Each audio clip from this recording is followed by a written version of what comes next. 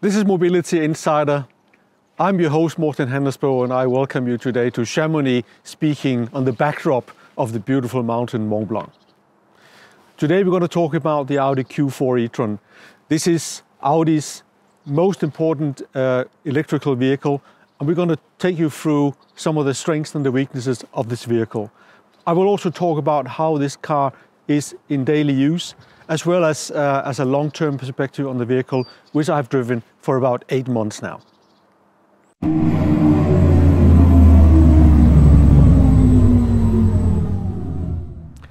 Let me first give you a couple of facts on why did Audi go into producing electric vehicles. Back in 2015, after the diesel scandal, Audi and the whole Volkswagen group decided to change the model strategy for the vehicles.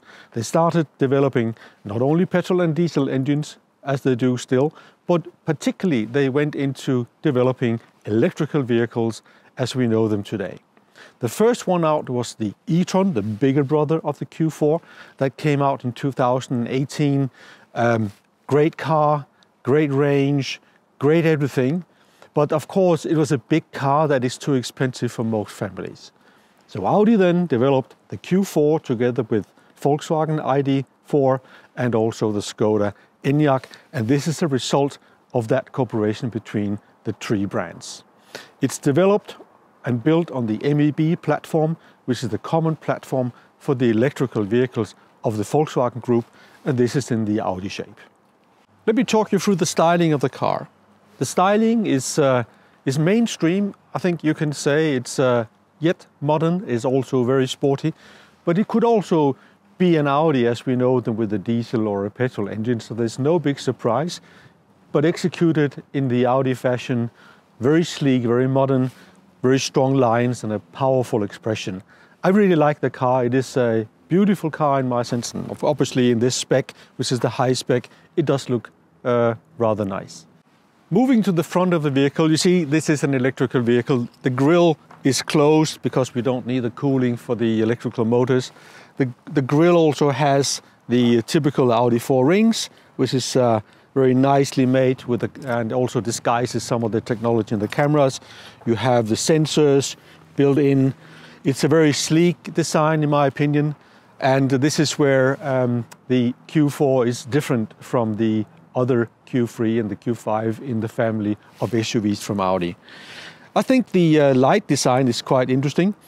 This is a matrix light. You can also program it so it can look in a different manner. You've got 4 different programs for the lights, but they worked, I think, quite a lot with the design of the vehicle to give it an expression which is unique for the Q4. I think they did a good job. Let's have a look at the car inside and see what is the first impression you get when you get into the Audi Q4 e-tron. When you sit in the Q4 e-tron, you have this nice feeling of contemporary luxury that Audi does so well. When you go a little bit more into detail though, you know, you see the really cool seats with the high quality leather is mixed with cheaper plastic parts in the car. Say, this is very hard plastic, you can hear it. You know, you wonder, why is Audi doing that? It has to do with cost, of course, but probably it also has to do with the fact that this car is produced on the same platform in cooperation with Volkswagen and developed also together with Skoda, and there may be some compromises that they have had to make. Overall, the impression is a good one, but in detail you find that they have cut a couple of corners on the way. Moving on to the interior storage space of the Audi Q4 e-tron. There's quite a lot of space in the car. You've got a huge glove box, which is really spacious, which I really like. You've got cup holders in the middle, so you can put in your coffee mug and you can have a Coke can. Maybe, you know, you could expect a little bit more softer plastic or insulation in the vehicle. That would be nice. For your mobile phone, there's space here in the middle under the console. It's not quite big enough for a big mobile phone like mine, and yeah, it could be a little bit better positioned. One of the nice features is that you have enough space for a big bottle in the door, so you just which is a a special feature that they have made for the e-tron. I like that. Overall, plenty of space, good quality, but maybe a little bit too much hard plastic. As we've come to expect from the electrical vehicles, you have plenty of space in the back of the vehicle as well. You got this spacious feel, and the Audi Q4 e-tron is no exception. So you see, this is where I would have the front seat. You've got plenty of space. You're absolutely fine. You've got plenty of space for your feet. You can stretch your legs a bit. It's all really well executed.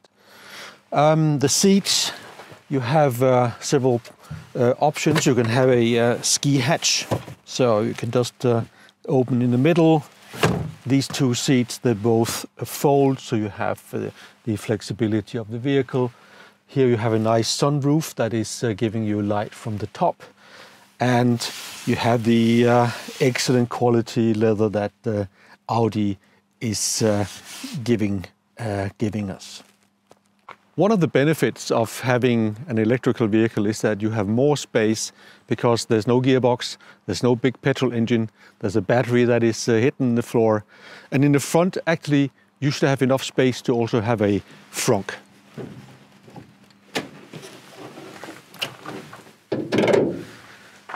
But in the Audi Q4, you will look quite a long time to find a frunk because Audi didn't do that, which I think is a shame. They could have spent some more consideration how to better use the space in the front of the vehicle. The Audi Q4 is quite spacious. It's 4.59 meters long, and you have enough space in the car for your sports gear. Let me show how it works with a pair of skis.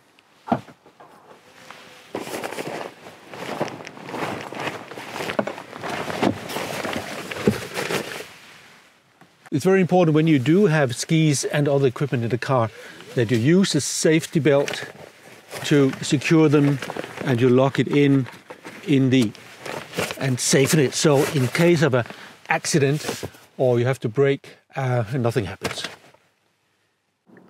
Let's have a word about the charging of the Audi Q4 e-tron. The Audi Q4 e-tron has a battery capacity of 77 kilowatt hours. That gives you a typical range between 380 to 420 kilometers, which in daily use is absolutely adequate. When you charge at home, you will typically charge at 11 kilowatt, and this is what we're doing here. When you're on the road, you will be charging at the high-speed charging stations, and there the Q4 e-tron can charge at about 135 kilowatt. Now, my experience is that it is difficult to reach the 135 that Audi promises. The highest that I've been able to charge is 109 kilowatt.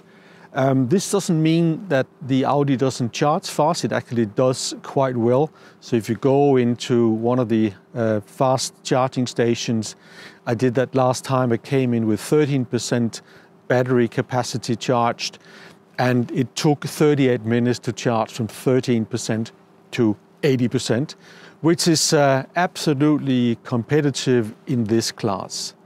Although some competitors do a better job. If you take a Hyundai or you take the Teslas, you know, in this same class, they'll be charging at approximately 50% higher speed.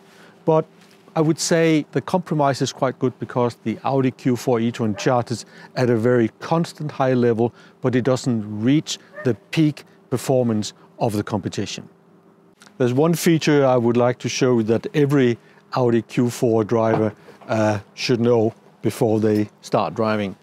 If ever your charging cable gets stuck and you can't get it out, here is an emergency release for your charging cable. You pull this one, and then you can take your charging cable out from the charging block. So we're ready to go for drive. Let me just talk about the consumption of the Q4 e-tron before we do that. I have kept the long-term memory since summer of last year, so it's nearly 8 months, and it's based on 3,620 kilometers. The consumption in that period was 21.4 kilowatt hours per 100 kilometers, which is slightly higher than the number that Audi is quoting, which is 20.9 on as an average. This is due to the fact that we had some really cold weeks in the last few weeks. If you have a shorter trip, this consumption may be lower. I have experienced down to 18 and 19 kilowatt hours per 100 kilometers. Or if you go on a motorway trip or you travel in the mountains, this consumption will go up to 24 or 25 kilowatt hours per 100 kilometers. All in all, decent consumption, not the best in its class, but it gives you 360 to 420 kilometers of range, except, of course, mountain or fast driving on motorways. You go down to about 300 kilometers of range.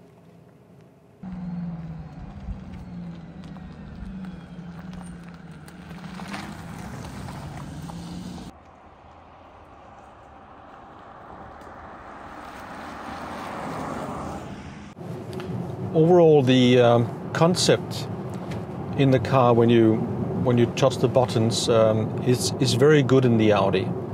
What I really like is that you can adjust the temperature, and you have actually buttons that you can press. That is very easy. You want to turn on the defroster, you can do it. You press the button. So there's quite a logical way of using the buttons. On the steering wheel, you have a number of buttons, so I think I've counted maybe 9 or 10 functions. So the view, you can change here in the instrument cluster. You can move between the menus. You can adjust the settings. You can go back. You can switch on the heated steering wheel, turn up the sound. This one can change the station, you can make a phone call, and you can use the voice control. There's a lot happening on the steering wheel, but it works pretty okay. You're not losing the big picture in spite of that. What really annoys me is that these buttons are both soft touch and hard push buttons.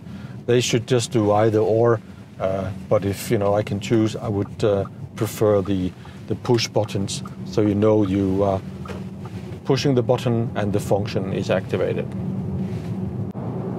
The driving position in the Q4 is excellent. You have a perfect view. You can see the front of the car. You have a big screen. Everything is within reach. You can turn up the volume for the radio if you want. You can, if someone is calling you, you just have to use your thumb. You can take the phone. Everything is perfectly positioned in the vehicle. You feel really at ease when driving it. Just got to slow down so you can see the acceleration. Right, so go down to 0 and we'll put it in dynamic mode, and here we go. The car has 299 horsepower, and it will take you to 0 to 100 in 6.9 seconds. It is adequately fast, but it is not as fast as the Teslas or the Hyundai's Ioniq 5s of this world. But it is absolutely fine, and it has enough power.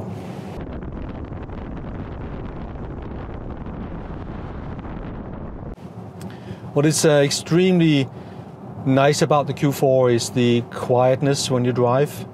There is not a lot of noise, and we're driving on winter tires. We're passing a big truck, but you just feel how well the cabin is insulated from the outside noise. Very comfortable drive.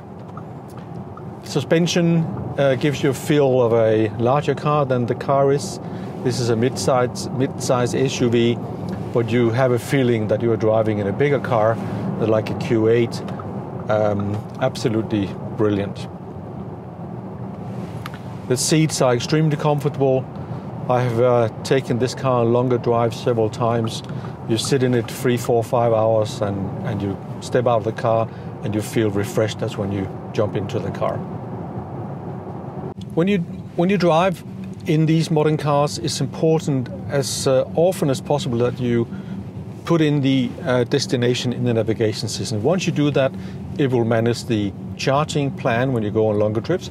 It will also activate the augmented reality navigation support that you can see from the driver's seat where I am here in front of a screen. So we'll show you with an arrow that the road is turning. It will have several arrows if it's turning sharp and one if it's just a soft turn. That's one of the nice things about what Audi has done, is that it is all integrated. It is all very easy to understand how to use it, and it works really well even in strong daylight with sunshine like today. The Q4 is a compact SUV which gives you the advantage when you drive on narrow roads in the mountains like we do here. The car is not too big, there's plenty of space on both sides of the car, and at the same time driving on the motorway you still feel very comfortable because the car has adequate size, so you're not feeling inferior when you pass a big truck. It is in fact the perfect size, I think, for many people and families. This just sits in the middle of the segments, and most people will feel that this is the right size for them. The Q4 is available with 4 different powertrains. There's the entry 35 with 170 horsepower. There's the next up, the Q4 40 with 204 horsepower. Both are wheel-wheel drive. Then you have the 4-wheel drive option, the Audi Quattro. The first one is the Q4 45, which has 265 horsepower. And the top model is the Q4 50, which has 299 horsepower. Both have 4-wheel drive, so one motor in the front and one motor in the rear. The price of this vehicle, all in as it is, list price is 92,000 Swiss francs, which is quite a significant amount of money for a car which is in the mid-segment. And if we could criticize something about the Q4, it probably is that the prices take off to another level when you start adding equipment to the vehicle.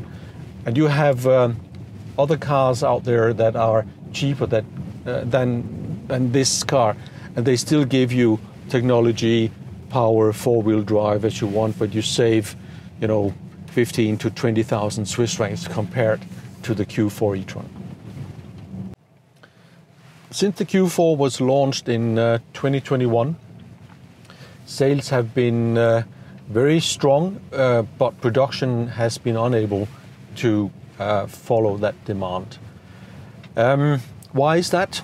Like many other car manufacturers, Audi was suffering from lack of supply of many components, and also some of the microchips that are needed to manage the software. This has had the effect that number of cars sold after delivered to customers has been somewhat lower than Audi expected, and you have had delivery times of vehicles between 12 to 18 months if you wanted to spec the car as you wanted, which is clearly not satisfactory and also has caused a lot of customer dissatisfaction. It doesn't change the fact that the car is very good, but if you buy a car and you have to wait between 1 year and a year and a half to get it, many customers will defect and buy another car. I think that has been the case for Audi. Audi is a big car manufacturer. They produce in total 1.6 million cars per year sold worldwide. The production of a Q4 e-tron in 2022 was just about 60,000 vehicles, of which they delivered 51,000 cars to customers. This number is likely to go up significantly over the coming years because this car sits really well in the segment of compact SUVs in this very competitive segment. But the Q4 is one of the best products out there. With its flaws, of course, it has a couple of things that you would like them to improve. But overall, this is a very attractive car, and customer demand for the Q4 remains very, very strong and will probably stay strong for the next couple of years. For Audi, the success of the e-tron lineup is extremely important. For them, this is the future, and they will gradually move from the petrol and diesel engines towards electricity. So the e-tron is important. The e-tron Q4 is in the biggest segment and is very likely to grow in sales over the coming years. The other models that Audi are offering, you have the e-tron that will change its name to Q8 e-tron in 2023 with all the upgrades and bigger batteries and better engine management. And also they have a sports car which is on the same platform as a Porsche Taycan, which is the Audi GT e-tron and also GT RS e-tron. And over the coming years there will be a large number of new models from Audi covering all segments that will suffice any requirement or any need the customers will have. It's very exciting to see what Audi will bring out. They're still lagging behind in total penetration of electrical vehicles compared to other manufacturers. In total, Audi sold just about 100,000 fully electrical vehicles last year out of 1.6 million vehicles, which is obviously a very low number compared to Tesla, who sold 1.3 million electrical vehicles, so 100,000 Audis versus 1.3 million Teslas. So there's a lot of potential for Audi to grow in the electrical vehicle segment. Should you buy a Q4 e-tron now? I think you can safely make that decision. It is one of the best cars in the marketplace. It has a perfect size. If you're ready to spend the additional money that Audi is wanting you to spend, then yes, I can recommend you buy a Q4. If you're budget constrained, you're not ready to spend this amount of money on a mid-size car, there's some alternatives out there that are cheaper, including the Tesla and of course the Skoda Enyaq and the Volkswagen ID.4 or the Hyundai Ioniq 5. What are the benefits of driving e-cars other than the cost benefits? The noise level generally in an e-car is lower than when you're driving a diesel or a petrol car. The space inside the vehicle is bigger. You can say more or less when you drive an e-car, you go up one class in terms of interior space, but you keep the same outer dimensions. The acceleration of an e-car is generally faster than with your petrol or diesel engine, and also you have some other space advantages. You don't have a gearbox, so you don't have the tunnel in the car, so you have a flat floor. Overall, there are many product advantages also when you drive an e-car, in addition to the cost advantages.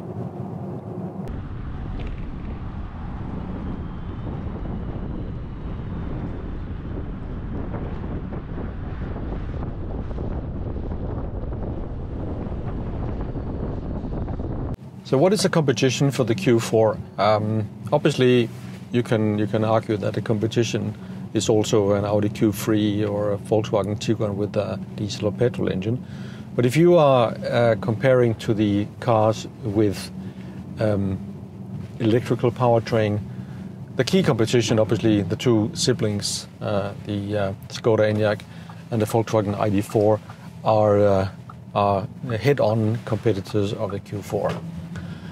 Of the other brands, I think the Tesla Model Y is the most logical competitor in terms of size, in terms of space and price. Even though it's a bit less expensive, it is very interesting in comparison to the Q4. Other competitors would be the Hyundai Ioniq 5, which is a very competent vehicle. That I recommend you also have a look at. You have also the BMWs, the iX that are quite good. They have a version, the iX3, which is interesting, but it's not a dedicated platform, so it has some flaws in comparison to the Q4. Mercedes has an EQB, which is extremely nice and also worth having a look at. But overall, I still believe that in this segment, if price is not a problem, the Audi Q4 e-tron is probably the best choice in this segment. So just for the fun of it, we stopped at a gas station, not because we're going to fuel the vehicle, but because I want to talk about the charging concept. So I normally charge the e-tron at home, so it's very convenient in most of the time. But if you are traveling, you need, I think, several options to charge your vehicle. You have the fast chargers, and they normally work quite well, but you have to have the payment options available. So I use my app normally. I can use either the Tesla app or the Audi app for payment. Sometimes you can also use a normal credit card, but that will sometimes be more expensive. So make sure when you drive on longer trips that you have various options, 3 or 4 options available. So the app or charging cards, so that you always have a way of getting to the power for the vehicle. Otherwise, you may end up not being able to charge. So that's a tip from me. Make sure you have not one option, but 3 or 4 options when you travel through Europe with your e-car.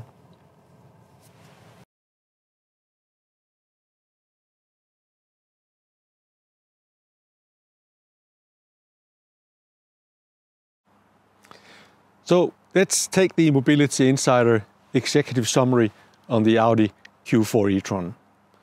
I think you're going to love driving this car as your everyday drive. It's got that nice, sleek Audi look. Inside and outside, you have that contemporary luxury feeling that Audi is so good at making in their cars. It is reasonably fast, 0 to 100 in about 7 seconds, and it offers the space that you need for a car of this size. You'll be very happy with what it offers. In terms of charging, the Audi Q4 does reasonably well. If you're on a long trip, you want to charge at a supercharger, you will get about 110 kilowatt charging, but it still gives you 40 minutes from 10 to 80%, which is quite good. But it is not up there with the best in the segment. They will be charging at a rate that is about 50% faster than the Q4, but it's okay. In terms of economy, when you drive the car, consumption over 3,500 kilometer distance, which I've measured over the last few months, the consumption is 21.2 kilowatt hours per 100 kilometers, which is fair and just what Audi promises.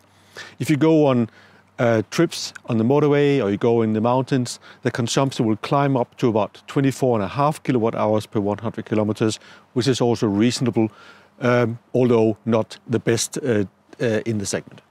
The average consumption will give you a range of about 360 kilometers in real life usage. If you go on a motorway, you go faster, that will drop to about 300 kilometers on a full charge, which is still quite okay. Maybe not the best in the segment, but you will be quite happy with that. In terms of the build quality of the Q4 e-tron, it is absolutely okay for this segment of vehicle. But if you compare the Q4 to some of the other members of the Audi family, it is not quite up there at the level that you would normally expect from an Audi in this price range. If you compare it to an A3 or a Q3, they are slightly better. And if you take an A6 or a Q5 or an Audi Q8, that is one level above the Q4 e-tron in terms of the quality feel, in terms of the finish and the attention to detail. Here, I think Audi could do a little bit better with the Q4. However, the price of the Q4 is a little bit of an obstacle to many, I think. The base price of this vehicle with the quattro and the big battery is 67,250 Swiss francs. And when you add the options that many people will choose for an Audi, it climbs to more than 90,000 Swiss francs.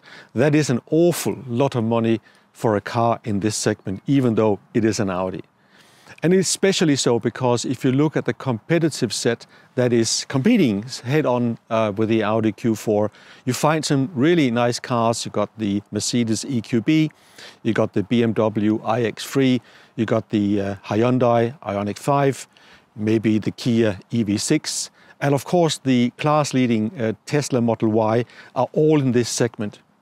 And they are, all of them, either same price or significantly cheaper, some of them even. If you compare it to the Tesla, I think the difference is about 20% between the Audi Q4, similar spec with the Tesla Y, and that is probably too much in today's currency. So I've had this car for 8 months now, and I still feel kind of lucky that I got my hands on one, because Audi still cannot make enough of the Q4 e-trons, and there is a long waiting list, up to 1 year waiting, when you want to buy a new Audi e-tron and spec it just the way you want it to be. So what is my final verdict on the Audi Q4 e-tron? Is it 1 star? Okay. Is it 2 stars? Yeah, that's fine. Is it 3 stars? Is on my shopping list? Or is it 4 stars? Yes, go and buy the car, you will not regret it. I give the Audi Q4 e-tron 4 stars. It is a very good car, and I think most people who buy it will be really happy driving this car. So I gave the Audi Q4 e-tron 4 stars, and I think it deserves that. But there are a few things that I would like Audi to improve next time they have a model improvement. So first of all, the quality of the plastic interiors, the frunk that is missing in the front, I think that is something Audi could improve. Secondly, the time that it takes to charge the vehicle, especially when you're on a long trip. The Audi Q4 charges with only about 110 kilowatt is my experience, and the best ones are now at 200, so this is something Audi could also improve. Third thing is the app and the combination with the MMI in the car is no longer adequate the way it works. This is something that Audi really needs to improve. If you look at a Tesla, they are far ahead compared to the Audi. And finally, this car is pricey. If Audi wants to keep selling more of the Q4 e-trons, and I think they want to, I think they have to look at what the cars cost compared to head-on competition. It is about 20% more expensive than the class-leading Tesla Model Y, and I think that is probably too much if you ask the customers.